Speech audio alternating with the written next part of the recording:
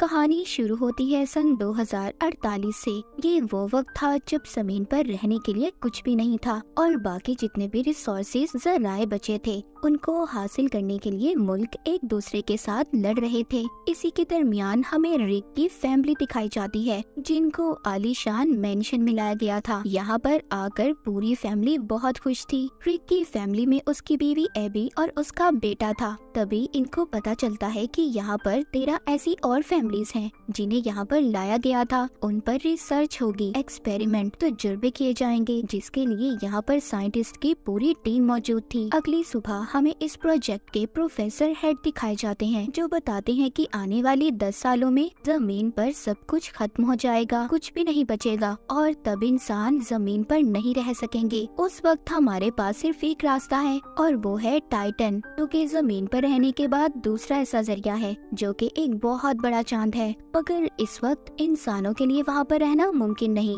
वहाँ पर methane gas की बारिश होती है और हवा में नाइट्रोजन गैस मौजूद है। वहाँ पर सर्दी भी बहुत ज्यादा है और अगर हम चाहते हैं कि इंसान वहाँ पर रहे तो हमें वहाँ पर इंसानों के जिस्म में कुछ बदलाव करने होंगे। इसीलिए यहाँ पर हमारे पास फैमिलीज हैं जिनको हमने 5000 लोगों में से चुना है। यहीं पर रिक भी था जो हमने कहानी के शुरू में देखा था, जिसकी फैमिली को मेंशन में लाया गया था। रिक कहता है कि हम सब यहाँ पर खुद अपनी मर्जी से शामिल हुए हैं। फिर इसके बाद डॉक्टर इसको अपने साथ ले जाते हैं और उसको इंजेक्शन लगाते हैं। उसे बताया जाता है कि एक हफ्ते में उसे ऐसे बहुत सारे इंजेक्शन दिए जाएंगे जिससे उसके जिस्म में बदलाव होंगे और फिर उसका जिस्म ऑक्सीजन से ज्यादा नाइट्रोजन भी हासिल कर पाएगा।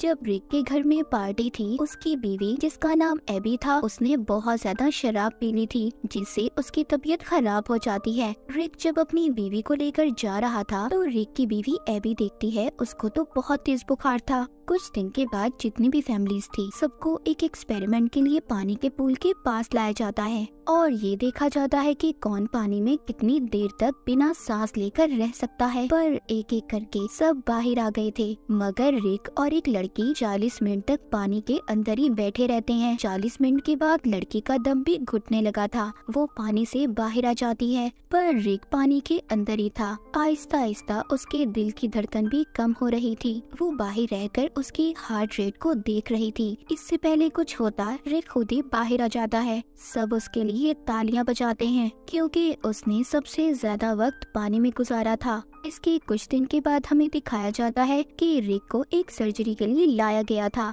जिस दिन उसकी सर्जरी की जाती है उसी दिन रात को वो अपने बेड पर नहीं था। उसकी बीवी एबी जब ये देखती है तो वो किचन में बैठा अपने जिस्म पर बर्फ लगा रहा था। उसको बहुत गर्मी लग रही थी। इसके बाद एबी उसको और ज्यादा बर्फ ला कर देती है। एबी को बताता है कि मुझे बिल्कुल भी ठंड का एहसास नहीं हो रहा। इसका मतलब ये था कि जिन लोगों को टाइटन पर भेजने के लिए तैयार किया जा रहा था रिक पर भी बिल्कुल वैसा ही असर हो रहा था कि टाइटन पर बहुत ज्यादा ठंड थी और वहाँ पर ऐसे जिस्म की जरूरत थी जिसको ठंड का बिल्कुल भी एहसास ना हो। मगर अभी भी इनको सबसे बड़ा सामना मीथेन गैस और नाइट्रोजन का था। इन सबको मीथेन गैस के साथ पानी में तैरने का कहा जाता है। साथ ही इनको खास किस्म के मास्क पहनाए जाते हैं जिससे नाइट्रोजन बढ़ता है। ये उस मास्क को पहनकर बहुत भागते हैं। दरअसल इनको टाइटन के लिए तैयार किया जा रहा था। इसी तरह बहुत सारे दिन गुजर जाते हैं। एक दिन रिक जब बाथरूम में था तो वो देखता है उसको हेयर फॉल हो रहा था, यानी कि उसके बाल बहुत ज्यादा उतर रहे थे। यहाँ पर एक और लड़का था, उसके साथ भी ये सब हो रहा था। अब ये सब समझ गए थे जो भी इनके साथ हो रहा है वो सब उन दवाइयों और तजुर्बों का नतीजा है जो इनको टाइटन पर भेजने के लिए किया जा रहा था। अभी यहाँ पर एक लड़के की मौत हो जाती है। उस लड़की को ऐसा मरते देख सब बहुत ज्यादा परेशान हो गए थे। सभी डर जाते हैं क्योंकि बिल्कुल वैसे ही दवाइयाँ इन्हें भी दी जा रही थी, यानी कि इन सब की जान को भी खतरा था। रात को सब जब रिक के घर पर जमा थे इन सब के बारे में बात कर रहे थे तभी उधर इसका एक दोस्त बहुत ज्यादा गुस्सा करता है, अपनी बीवी पर भी हमला कर देता है। दरअसल जब से उस पर एक्सपेरिमेंट किए जा रहे थे तभी से उसके साथ ऐसा हो रहा था। ये देखकर सबके सब परेशान हो जाते हैं। अगली सुबह डॉक्टर रिक के घर आती है, उनको बताती है जो लड़की मरी थी वो दरअसल बीमार थी, उसको दरअसल पहले ही एक बीमारी थी, इसी वजह से उसकी मौत हुई है, ना कि किसी एक्सपेरिमेंट की वजह से। लेकिन रिक जानता था कि कुछ ना कुछ तो गड़बड़ है। उसी रात उसको उल्टी होती है जिसमें खून आ रहा था। उसकी बीवी उसका ब्लड सैंपल लेती है क्योंकि एबी भी एक डॉक्टर थी। अगले दिन रिक को दिखाया जाता है वो पानी के अंदर था, उसकी जिल्द भी उतरना शुरू हो गई थी। इस बात से वो बहुत ज्यादा डर जाता है। उधर दूसरी तरफ एबी उसका खून का सैंपल लेकर लैब में जाती है। जब वो उसको टेस्ट करती है तो उसको पता चलता है कि रिक के जिस्म में बहुत से ऐसे केमिकल शामिल किए गए हैं जिसके बारे में पहले नहीं बताया गया था। एबी इन सब के बारे में प्रोजेक्ट प्रोफेसर हेड से बात करती है मगर वो उसको कुछ भी नहीं बताते। अब रिक की आंखों का ऑपरेशन किया जाता है ताकि वो अंधेरे में भी देख सके।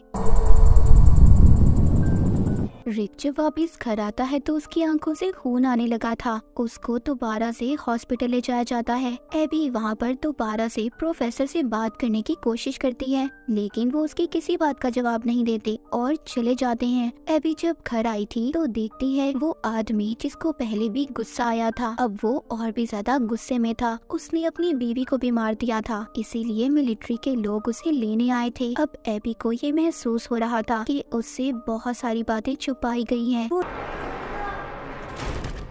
रिक का कार्ड लेकर उसी जगह पर जाती है जहाँ पर सभी की फाइल्स को रखा गया था जिन पर एक्सपेरिमेंट किए जा रहे थे। ये जब वहाँ पर चेक करती है तो उसे पता चलता है जिस लड़की की मौत हुई थी, जिसके बारे में बताया गया था कि वो किसी बीमारी की वजह से मरी है, कि उसकी मौत तो इन्हीं एक्सपेरिमेंट की वजह से हुई है। उधर ही एबी प्रोफेसर को देखती है जिनकी नासा के लोगों के साथ बात हो रही थी। वो उन पर इल्जाम लगा रहे थे कि उन्होंने इंसानों पर ऐसे तजुर्बे किए हैं जो सरासर गलत हैं। उन्हें जल्दी सब कुछ बंद करना होगा। उनको सजा भी होने वाली है क्योंकि उनके खिलाफ केस दर्ज हो चुका है। अगले दिन प्रोफेसर हेड्रिक के घर जाते हैं, उसको और एबी को बताते हैं कि उन्होंने सारे एक्सपेरिमेंट इसीलिए किए थे ताकि वो लोगों को टाइटन पर भेज सकें। वो कहती हैं मैं खुद भी नहीं जानता इसका अंजाम क्या होगा। सब लोगों का डीएनए अलग है। मैं नहीं जानता कि सबके जिस्म पर दवाओं का क्या असर होने वाला है, मगर हाँ रिक एक ऐसा इंसान है जिसका जिस्म इन सब चीजों को बर्दाश्त कर सकता है। और रिक तुम्हारे अंदर अलग तरह से तब्दीलियाँ हो रही हैं। वो कहते हैं जब सारे एक्सपेरिमेंट पूरे हो जाएंगे जिन पर एक्सपेरिमेंट किए जा रहे हैं उनका जिस्म एक टाइटन क्रिएचर में तब्दील हो जाएगा। इन्हें होमो टाइटन कहा जाएगा, मगर हम नहीं जानते कौन कैसा होगा क्योंकि सबका डीएनए अलग अलग है।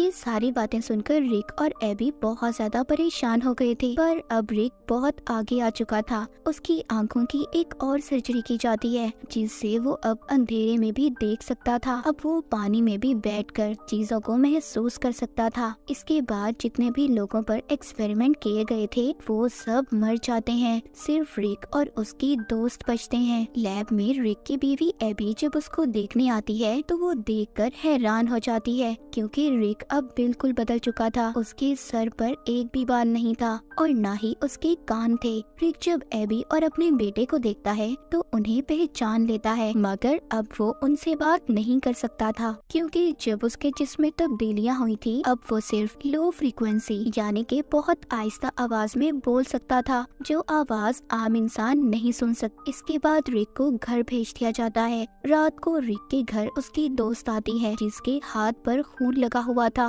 वो भी गुस्से में आकर अपने हस्बैंड को मार देती है। जब मिलिट्री को ये बात पता चलती है तो वो रिक और उसकी दोस्त को लेने आ जाते हैं क्योंकि अब ये सब के लिए खतरा थे। रिक की दोस्त को मिलिट्री वालों ने मार दिया था, मगर रिक अपनी ताकत से सबको मार देता है और अपनी जान बचाकर भाग जाता है। रिक के पीछे एबी भी जाती है। रिक अभी भी एबी से बहुत प्यार करता था। जब वो एबी का हाथ पकड़ता है तो उसके दिमाग को पढ़ने लगता है, जो उसकी नई ताकत थी। जी हाँ, रिक अब किसी के दिमाग को भी पढ़ सकता था। तभी मिलिट्री का हेलीकॉप्टर आता है। उसने एबी के कहने पर खुद को उनके हवाले कर दिया था। दोबारा से रिक को लैब में लाया गया था। वहाँ पर प्रोफेसर एबी से कहते हैं कि तुम्हें रिक को एक इंजेक्शन लगाना होगा जिसके लगाते ही रिक अपनी पुरानी जिंदगी के बारे में भूल जाएगा और यही रिक के लिए अच्छा है क्योंकि अब हम उसको टाइटन पर भेजने वाले हैं। जब एबी रिक के पास जाती है तो उसको इंजेक्शन लगा देती है। हालांकि रिक उसको मना कर रहा था क्योंकि वो अपनी पुरानी यादों को नहीं भुलाना चाहता था। एबी ऐसा करते ही वहाँ से अपनी दोस्त को लेकर अपने बेटे के साथ चली जाती है। इनके जाने के बाद रिक वहाँ पर सभी सोल्जर्स पर हमला कर देता है और उन्हें मारकर वापस से अपने घर आ गया था। दरअसल एबी ने उसके जिस्म में इंजेक्शन को नहीं लगाया था ताकि उसको टाइटन पर ना भेजा जाए। वो वापस अपने घर आता है तो अपनी बीवी और बेटे से मिलकर बहुत खुश होता है, पर तभी उधर मिलिट्री के लोग आ गए थे। उनके साथ प्रोफेसर भी थे। वो कहते हैं कि रिक को हमारे साथ जाना होगा, हम इसको टाइटन पर भेजने वाले हैं क्योंकि अब ये कभी भी इंसान नहीं बन सकता और ना ही जमीन पर रह सकता है। अगर इसे जिंदा रहना है तो इसे टाइटन पर जाना होगा। एबी को भी ये बात समझ आ गई थी। वो रिक से कहती है कि शायद तुम्हारे जाने का वक्त आ चुका है, तुम्हें वापस जाना होगा। रिक को टाइटन पर भेज दिया गया था। इस हादसे के कुछ वक्त के बाद दिखाया जाता है अब उनकी लैब को रिक की बीवी एबी और उसकी दोस्त संभालने लगी थी। वो नए नए एक्सपेरिमेंट पर रिसर्च कर रही थी ताकि इंसानों को टाइटन पर भेजा जा सके। एक रात एबी का बेटा बाहर खेल रहा था। वो अपनी मॉम को बुलाकर कहता है कि देखें आसमान कितना साफ है, कितना अच्छा मौसम है। तभी हम दूर टाइटन को देखते हैं जहाँ पर रिक अकेला खड़ा था। थोड़ी देर बाद वो एक झील पर उड़ने लगता है, यानी कि वो अब इस नई दुनिया में रहने लगा था। उसको ये सब बहुत अच्छा लग रहा था और इसी के साथ ही कहानी यहीं पर खत्म हो जाती है।